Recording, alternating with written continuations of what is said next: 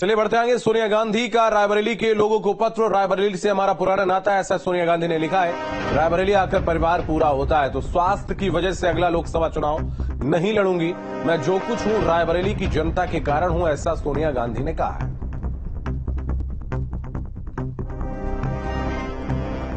तो रायबरेली से हमारा पुराना नाता है, ऐसा सोनिया गांधी ने पत्र में लिखा है। स्वास्थ्य की वजह से अपना लोकसभा चुनाव नहीं लड़ूंगी। और सोनिया गांधी ने लिखा है कि उम्मीद करती हूं कि आगे भी हमारे परिवार को आप इसी तरीके से प्यार लुटाते रहेंगे। सोनिया गांधी इस कार्यकाल में लोगों से दूर रहीं, जबकि रायबरेली के लोग उनके आने की राह देखते रहे।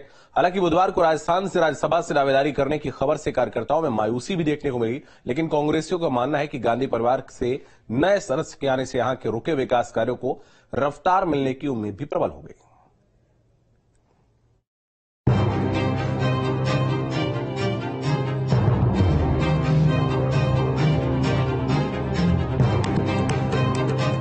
सोनिया गांधी के चुनावी राजनीति से हटने के बाद रायबरेली लोकसभा सीट की चर्चा तेज हो गई है। रायबरेली कांग्रेस की परंपरागत सीट रही है। सोनिया गांधी 5वीं बार लोकसभा चुनाव जीती थी। 2019 चुनाव के दौरान सोनिया गांधी ने घोषणा की थी कि अगला लोकसभा चुनाव वो नहीं लड़ेंगी। कांग्रेस अध्यक्ष बनने के बाद 1999 में पहली बार चुनावी मैदान में उतरी और जीती थी। सोनिया गांधी के रायबरेली सीट से हटने के बाद प्रियंका गांधी को लेकर अटकलें लगाई जा रही हैं। दावा ये भी है कि प्रियंका लोकसभा चुनाव में रायबरेली से उतरेंगी। हालांकि इस मामले को लेकर चर्चा पर विराम लगाने की कोशिश भी हो रही है। यूपी के सियासी गलियारे में प्रियंका गांधी को लेकर चर्चा का बाजार गर्म है। प्रियंका गांधी चुनाव लड़ेंगी और हमारे यहाँ भाजपा का मेन मोड़ रहेगा। हमारे यहाँ भाजपा ही जीतेगी जी। हमारे यहाँ भाजपा बहुत अच्छा काम किया है, अच्छा काम करेगी, इसलिए हमारे यहाँ भाजपा का प्रियंका आने से कोई प्रभाव नहीं पड़ेगा। प्रियंका जी के आने से रायबरेली के चुनाव में प्रभाव तो पड़ेगा ही पड़ेगा, क्योंकि ये तो कांग्रेस का गढ़ रहा है शुरुआत से ही। अब बीच में सोनिया जी अस्वस्थ रही या कुछ भी कारण से यहाँ पर ध्यान न देने के कारण यहाँ पर डैमेज स्थिति हो चुकी थी। लेकिन अगर वो हटकर प्रियंका जी चुनाव में आती है तो उसका प्रभाव तो पड़ेगा रायबरेली में। कांग्रेस इस बार विपक्षी गठबंधन INDIA के आसरे नजर आ रहा है। यूपी के चुनावी मैदान में उतरने की तैयारी की जा रही है। जमीनी स्तर पर पार्टी का संगठन काफी कमजोर है। प्रियंका को यूपी चुनाव 2022 के दौरान प्रदेश का प्रभारी बनाया गया था। लड़की हूं, लड़ सकती हूं नारे के साथ चुनावी मैदान में उतरी भी। प्रियंका ने यूपी की राजनीति में अपनी छाप छोड़ने की कोशिश की। प्रियंका को इस चुनाव में कोई खास सफलता हाथ नहीं लगी। पार्टी को विधानसभा चुनाव में 2 सीटों पर जीत मिली। देखिए, जो इस बार का चुनाव होगा वो कहीं न कहीं भाजपा की तरफ जाएगा और संभवतः भाजपा जीतेगी अपनी रायबरेली सदर सीट से, मतलब यहाँ से रायबरेली से लोकसभा जीतेगी। प्रियंका के आने से चुनाव बढ़िया होगा और मेहनत करना पड़ेगा कांग्रेस को। चुनाव बढ़िया होगा, प्रियंका गांधी जीतेंगी, लेकिन मेहनत करना पड़ेगा। रायबरेली में लगातार स्थिति कमजोर हुई है। यूपी चुनाव 2022 के दौरान रायबरेली में समाजवादी पार्टी की ताकत बढ़ती दिखी। वहीं कांग्रेस से बीजेपी में आई अदिति सिंह ने रायबरेली सदर सीट से जीत दर्ज की। कांग्रेसी किले में पहली बार बीजेपी को जीत मिली। 2014 और 2019 में मोदी योगी लहर में भी रायबरेली का किला फतह करने में बीजेपी कामयाब नहीं हो पाई। लेकिन अब कांग्रेस की जमीन पर स्थिति ठीक नहीं है। कांग्रेस के शीर्ष नेतृत्व की ओर से हुई समीक्षा में सोनिया गांधी की सीट छोड़ने के बाद पार्टी की इस सीट पर जीत को लेकर सवाल उठ रहे हैं। भाजपा की तरफ ही झुकान रहेगा सत्ता, तो इसमें भाजपा का पहला भागी है।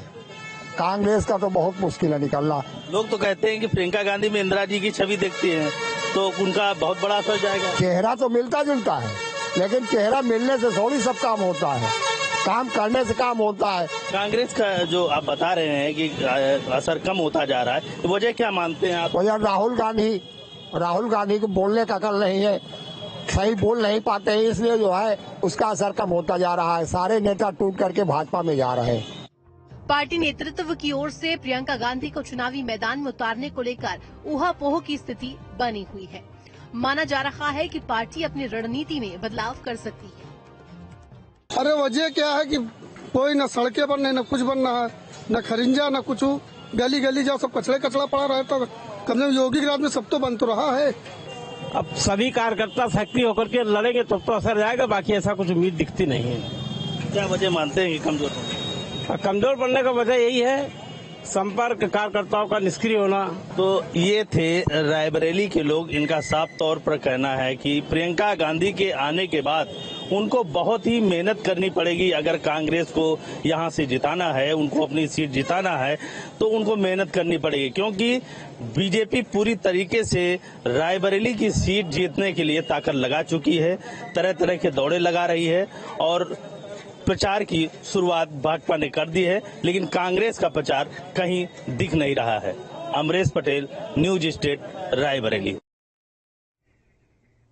कांग्रेस नेता सोनिया गांधी ने इस बार लोकसभा चुनाव नहीं लड़ने का फैसला किया है और इस बार वो राज्यसभा के जरिए संसद जाएंगी। इसके लिए उन्होंने राजस्थान से नामांकन भी दाखिल कर दिया है। तो रायबरेली से सांसद और कांग्रेस संसदीय दल के नेता ने अपने संसदीय क्षेत्र के लोगों के लिए एक भावुक चिट्ठी भी लिखी। सोनिया ने अपनी चिट्ठी में लिखा कि वे अपनी सास और पति को खोने के बाद वहां आई थीं, तो लोगों ने उन्हें गले लगाया था और उन्होंने इस चिट्ठी के जरिए रायबरेली के लोगों को बताया है कि स्वास्थ्य और उम्र की वजह से वो अगला लोकसभा चुनाव नहीं लड़ेंगी। सोनिया के पत्र पर बीजेपी ने निशाना साधा है। राहुल गांधी, प्रियंका गांधी उनको अपना दादा मानने के लिए भी तैयार नहीं हुए और वो आज फिरोज गांधी का नाम लेकर के रायबरेली में वोट लेना चाहते हैं। रायबरेली भली भांति जानती है, एक आदत फिरोज गांधी कॉलेज रायबरेली में है जो रायबरेली के लोगों ने अपने सांसद के नाम से बनवाया था। उस फिरोज गांधी कॉलेज में एक मूर्ति रायबरेली के लोग लगवाना चाहते थे फिरोज गांधी का, तो उस मूर्ति लगाने का सबसे ज्यादा विरोध अगर किसी ने किया तो उसका नाम सोनिया गांधी है, जो अपने ससुर की मूर्ति लगने नहीं देना चाहती। वो फिरोज गांधी का नाम लेकर रायबरेली में वोट लेना चाहती हैं। मैं स्वयं इस बात का साक्षी हूं। मैं फिरोज गांधी कॉलेज में फिरोज गांधी की मूर्ति लगवाना चाहता था। सोनिया गांधी ने मुझसे नाराज होकर के कहा कि फिरोज गांधी की कोई मूर्ति नहीं लगाई जाएगी। जो अपने ससुर की मूर्ति लगने नहीं देना चाहती और आज पत्र में फिरोज गांधी को अपना ससुर बताती हैं, तो अपने फायदे के लिए वो कुछ भी कर सकती हैं। राहुल गांधी और सोनिया गांधी के नामांकन पर यूपी के डिप्टी सीएम केशव प्रसाद ने जमकर कांग्रेस पर निशाना साधा और